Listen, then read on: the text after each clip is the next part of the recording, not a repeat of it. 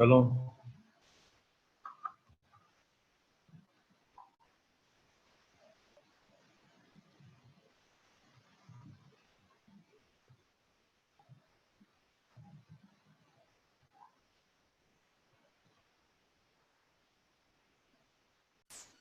So I think it's now recording.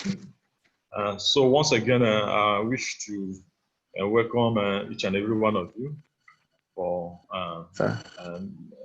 making out time to attend to this first online visual meeting. I think the aim is to take a few topics in analytical chemistry, essentially in data treatments of data treatments. So, but before then, I wish to share my slide. You tell me if actually you see it when I share it. So I'm on the process of sharing. Now on the process of sharing. Okay. So let me select the particular file to share. Maybe it's already uploading. I don't know whether you have seen something in form of PowerPoint. Do you see any PowerPoint documents on your screen? Do you see any PowerPoint document on your screen? Okay. So today, actually, as I will say not earlier. Not yet, sir. Okay. But before. Okay.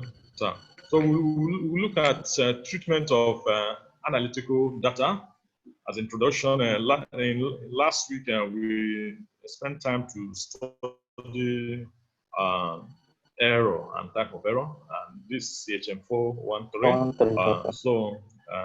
Errors, I think we defined error, so we just want to give a highlight of the definition that we gave for error. I guess you can hear me audibly. So yes, errors are variations that are normally accompanied experiments. So when we perform any experiments, usually deliberately or not, error is used to find itself. And then when error occurs, definitely precision as well as accuracy of the result may be affected. So what is accuracy and what is precision? We quickly define these two important terms. Accuracy.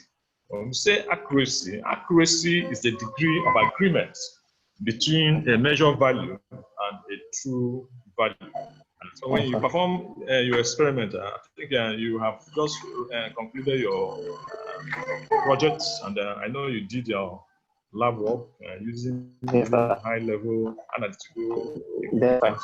And when I was also going through your work, I just said, your results, have you compared it with standard values? Whether it is World Health Organization, whether it's and a pharmacopoeia encyclopedia or whatever, those values are standard. So those values are what we call the true values. So your experimental results will be more meaningful if we, to some extent, compare it with already existing universal result that we call true result. So the accuracy there is the degree of agreement between your experimental data, experimental result, experimental value with the true value. So if there is the range is narrow and close, then I would say there's some degree of accuracy in the result you obtain from your laboratory results. Then what about precision? Precision, is it the same thing as accuracy? Not exactly the same. Precision is the degree of agreement between replicate measurements of the same quantity and does not necessarily implies accuracy. So now let's look at in some of those work that you did in the lab. you run, apart from all those blank you run blank analysis, but you also did one or two different experiments on the same item you're analyzing. True or false? True or false? Yes, sir. It's true. True, sir. So that's replicate. In those days, Yes. in trigonometric analysis, you'll be asked, as far as coming from your end, you'll be asked to do 3 sets of experiments on the same thing. Yes, sir. Yeah, we call Yes, it replicates. Replicate 1, replicate 2, replicate 3. Now, when you now look at the 3 sets of replicate results, how are they in agreement? I get to in those days, Yes, we are told that if you have plus minus 0.1, then it's perfectly in agreement. If you have plus minus 0 plus 2, it's closely in agreement. I get to so when those replicate analysis we perform are in agreement, then we say that there is what? Precision. Precision is the reproducibility of any given experiment. You perform it today, tomorrow when you repeat that experiment, it should give you almost the same value. So that's we say that your result is what? Precise. That's precision. But precision does not necessarily mean accuracy, because if there are errors that replicate themselves in the first experiment, maybe you use the same reagent you have prepared. If there are errors inherent in the preparation of such reagent, it will replicate in the first analysis, in the second analysis, in the third analysis, and the result may still be what? Precise, because there is degrees of agreement, but your value may be far from the true value. So that's why we say precision does not necessarily mean what? Accuracy. So in precision, in essence, describes random error, then why bias describe systematic errors. Of course, both of them affect accuracy seriously. So raw data collected is not of any importance. It's not of any importance if they are not organized properly. So we use this statistical analysis to organize our data. Then having organized our data, then we will be able to draw what? A conclusion. So in that conclusion is what? Beautiful. Okay, sir.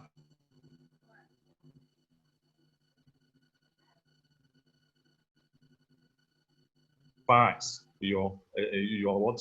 Your research. After you have used statistical tool to analyze the best in your research. So an important aspect of statistical treatment of data is the handling of error. Of course, all experiments invariably produces error.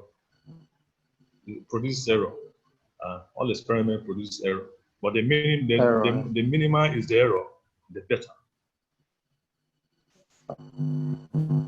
So we want to go straight to treatment of analytical data. So the essence of treating analytical data is in order to assess the reliability or validity of your analytical results. So how reliable is your results? How dependable is your result? Is your result actually valid? So that's the essence of using on these analytical statistical tools to really evaluate our results. So we have a good number of statistical tools, but we are not going to go into so detail because this is just a demo lesson of its type.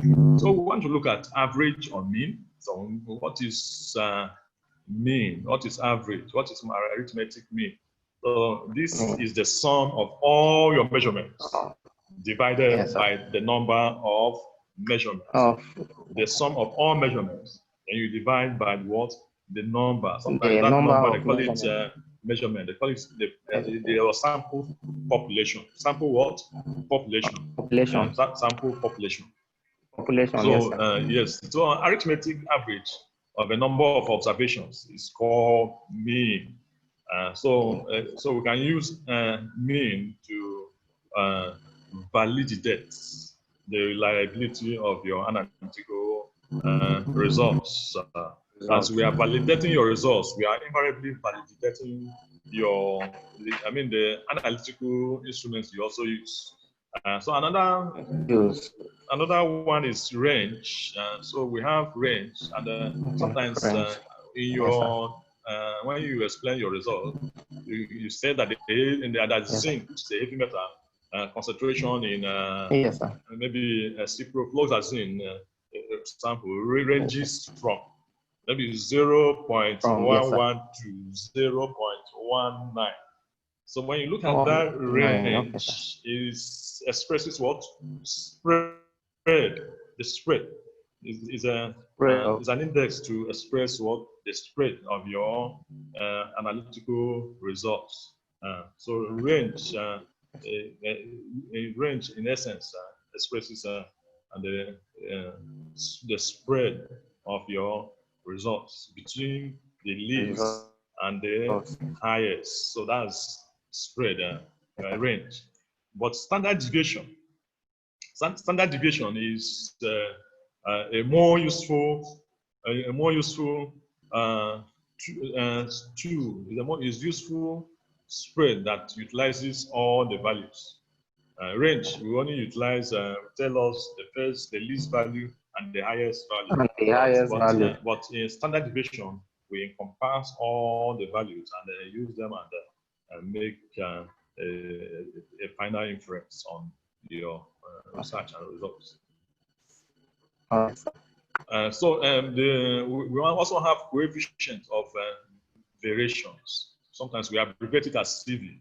Of course, this is actually the percentage relative standard deviation. Sometimes it can also be expressed as RSD, and is given by your standard deviation divided by mean times 400. So that's the percentage of the fraction of standard deviation and mean will give us coefficient of the coefficient of variation. And we also have confidence limits of the mean. Is under a statistical tool that we can use to having organized our experimental results. We use it to draw inference or conclusion. So and this is also known as standard error of the mean. So sometimes they will say calculate the standard error of the mean or sets of all of them are quantified. So what the degree of either random error or systematic error. Then of course the coefficients, the confidence limits. It's also it expresses the range of values within which the population mean is expected to lie within a certain probability limit. So we have that standard distribution curve. Then at the middle is where the population mean is expected to lie. Sometimes even when we process some of your results, we look at it to standardize it. Maybe if everybody failed, then it will skew towards the left of the standard distribution curve. Then if everybody passed, then it will skew towards the right of the population mean. So, but there must be a standard curve. So if you did not follow that curve, then sometimes we standardize your results maybe by raising up those people that have 38 to 40, those people that have 48 to 50 in order to normalize the standard distribution. So I think that's what the confidence limit of mean is trying to tell us. Sometimes when your sampling is 40, when your sampling technique is 40, when you plot your the results you obtain and some of these things, it will not give us that standard distribution. So that's why sometimes they say you divide the area you have mapped up to sample into four quadrants. And if you are taking 6 samples here, take 6 samples the other side, take 6 samples in all the 4 quadrants, then analyze. So it will give us a well-balanced range. So the population mean will not deviate from where it's expected to be. So the boundaries are called confidence limits. The boundaries, we call it confidence limit. So we also have significant tests. In the significant test, actually, we normally use it to compare your experimental mean from a known values. Known values, that's the true mean. The mean you obtain after you have completed your subjective to statistical analysis. That's your mean. When we compare it with the true mean, we will now see whether the difference is significant. I get me. Yes, sir. The difference between, also compare the difference between your samples, the results of your samples, whether are they significant? Are you getting me, or they are not significant? Yes, sir. And you can also use significant tests to undertake comparison of 2 experimental means. Maybe you perform 2 different sets of experiments on the same items, maybe using 2 different instruments. Maybe you use maybe you use mass spectroscopy, in analyzing one. You use or maybe use gas, maybe gas chromatography. Then you now use Fourier transform infrared spectroscopy to run the same analysis on the same sample. You are looking for the same parameter. Then that result will now give you the validity. Those instruments, do they actually agree that you are the results are they concordant? I get to, if the results are concordant, then you know that those instruments are all working well. Or maybe there may be a problem with the procedure, the method you use in doing sample lineation and all those stuff. So we can use this significant test to cross-check, standardize the equipment you are using. You can also use it to compare the 2 means of results that you obtain on analyzing a particular parameter. So I think basically for now, this is where we'll stop. But we will look at a mathematical model here and just run it before we finally call it a day. And so we just have a very simple work example here. During your studentship, I guess you took this course, CHM 413. Yes, sir, I did, sir. So I think we are using it to test run. That students too can be involved in all this on virtual online facilitation, which most of you did not really have that advantage. Then I say work example number 1. Say find the mean and standard deviation of the results obtained from titration experiments. So these titration experiments. So about 5 different results. I'm not seeing the slide. Okay, you're not seeing it. You're not seeing it on your. No, sir. Okay, you're not seeing. Maybe I don't know whether it's the. Okay, but you can hear me, sure? Network. Can you still hear me? Because it's only your name that is on this. Okay. Let me. I will remove it from sharing and share it again because I'm seeing it here. Let me stop it from sharing. I'll stop this file from sharing. And then, it just says it's just that. Okay, but is it handset you are using or laptop? And the record is showing there. Okay, is it handset you are using or laptop? Okay, sir. Is it laptop you're using or handset? I can. No, sir. Using. Hello, you are using. Okay, let me share again. I'm sharing again. Share. Yes, sir. I'm sharing. I think it has come Okay. up on my own system. Can you see a PowerPoint? No, sir. I'm only seeing your face. So. I can only see you, but I'm not seeing the slide again. Before we started, I saw the slides. Okay, you saw the slide before we started. Yes. Okay. Now I I'm will just work on. seeing. Okay, I just see my face. Yes, sir. Okay, and we are going to correct this as the lecture goes on. So I think we have 5 different results emanating from a bacteriometric experiment. So then we are expected to calculate to find the mean. So to finding the mean, since you are not really saying mean mathematically, so we may not go much further from here. We'll soon stop. So I think if you just add, I think mean is you take the summation of x. Yes. Summation of x, sigma x bar, summation of x divided by what? The sample population, n.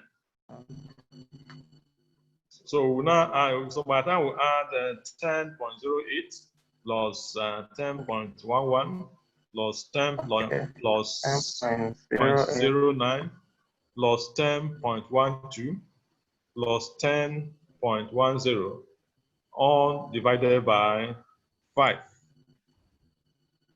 which will give us 10.10, and of course the unit is centimeter cube. Centimeter cube. Okay. Centimeter cube. So since you're not seeing the slides. Yes, sir. You can't see the slides. Yes, and now it has gone back to. You have started screen sharing, but still it's not showing. It's not showing. Is it maybe network or what? I don't know. Why is it not showing? But if you can hear me, so which means it should show. Yes, I can hear you very well. Yeah. Okay. So we'll soon round up. So far we have we talked about error. We define error. We say error. Variation that normally accompany experiments. Experiments when we perform this. And these variations affect precision. These variations affect accuracy of the results. And such variation is what we call error. Then we define accuracy as the degree of agreement between a measured value and the true value. Then we also define precision as a degree of agreement between replicate measurements of the same quantity. That's the same parameter you are analyzing. And we're trying to say that look for the fact that your results of the results of your replicate analysis have high degree of precision does not mean that the results are accurate. That does not entail accuracy. And we did say that when precision quantifies random error, then the bias describes systematic error. But both systematic and random error affects accuracy. We did say that the results collected during analysis has no meaning if you cannot organize it. Then when you organize it and treat your results statistically, then you can be able to make conclusion or inference. Then we did mention of some tools that we can use, such as average and mean. We talked about the range. We talked about standard deviation. Okay, yeah. I can now see this. Yes, the slide has come. Yes, sir. Okay, so if the slide has come, now let us just go straight to the calculations so we can run up. So here from this, I can see the slide. Okay, that's good. So from this work example, we have been able to, we have calculated the mean, which is the summation of all the samples divided by the total number of population. So now that we have the mean, so we now sometimes it's advisable to use tables like this so that it will minimize much error in our computation of calculation. So in this table is highly simplified. Maybe you have 4 columns, 1, 2, 3, 4. Maybe you can leave the first one. Then down here is total. Then you have how many rows? About 1 to 3 rows. So X here is the sum of those your results of the replicate analysis. You place them under X X for sample. Then here is you subtract the mean from X. So our mean from our calculation previously gave us 10.10. So here, so which means you subtract, that's 10.08 minus 10.10 to give us a negative value. Yes, sir. 10.11 minus 10.10 to give us a positive value. So when you are time, you subtract accordingly each from the other ones, and the mean from each of these values. You have these values in the third column. Then when you take the square of each of these values obtained by subtracting the mean from your samples, then it will give us and this value in the fourth column. Then you take summation of this volume under total of these values. Take the summation of the values in the column 3. Many times it's always 0.0 if our results, if our calculations are, if we do not prematurely approximate, but sometimes it may not be, sometimes we may have something slightly greater than 0.00. But the most important thing is the summation of X minus mean square. And the mean is safe, and the mean is safe. So now let's go back to the standard deviation, which is what we have in mind. Calculate. So standard deviation. It has. Okay, sir. Sorry, sir. Okay. It has gone again. Okay, it has disappeared. Okay, that may use network. So we'll soon round up. So now the standard deviation has this is a formula for standard deviation. S is equals to the square root of xi minus mean all square divided by the degree of freedom. The degree of freedom is the sample population minus 1 is the degree of freedom. So here, from that table of our computation, recall that we had 0.010 after after the calculation in column 4. Yes, sir. So you copy that value you obtain from that calculation. That's the beauty of this table. You just insert it here under the square root sign, then you divide it all over n minus 1. So your sample population is 5. 5 minus 1 will give you 4. Then by the time you perform all the mathematical operations, your standard deviation will give us 0.0158 centimeter cube. So you can reduce it to how many significant figures you want. You can also reduce it to maybe 0.016. But you can also leave it like this, because sometimes if you have other calculations to do after this one, don't approximate. I get me. Maybe if they ask you to calculate the confidence limit, don't approximate. If you approximate, it will be tantamount to premature approximation, and it will definitely affect the other subsequent calculations you may have to do. But always approximate at your final answer when you have finished the calculation and put full stop. So far, so good. So this is where we may draw the curtain.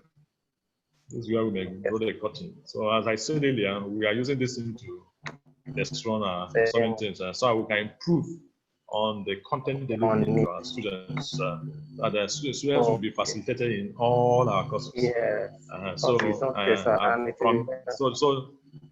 even this, as we record this video now, we will also upload this video in the virtual learning platform. I think the one you have access to it. So students can also log in there, have access. We have chat, we have discussion forum, we have quiz and everything. So that our students can now have the best. Yeah. I don't know whether there's any other response or any other observation, any questions so far, so that we can round up.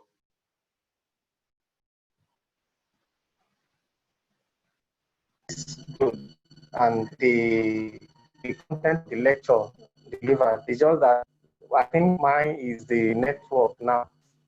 That it's disappeared after I told. As if your network it has disappeared and disappeared. Yeah. And it's network issue. If you have a stable network, it will definitely appear. So some of these things are a function of network too. If we have robust data and on a very climate environment, so we may have uninterrupted. And sometimes too, if you are on this and somebody just call your line, if you receive a call and it will destabilize it, then if you answer that call, it will log you out. So these are some litigities in this online and network issue. Yeah. So far, so good. So far, yes, it's okay. The lecture, yes, even the sound is very clear. Okay. Yeah. Yes, sir. Okay. That's a very good feedback. Very good feedback. So we'll just end here for today. So my regards to everybody in your learning environment there at home, and I wish you the best. So remember to hasten up as soon as we collect that project. Make sure that you submit it and the soft copy. Yes, sir. And then you let me know that you've done that. Thank you. Okay, sir. Thank you very much, sir. Yeah. Yes, sir. Thank you, sir. Yes, sir. I regards to everybody, sir. Yeah, thank you.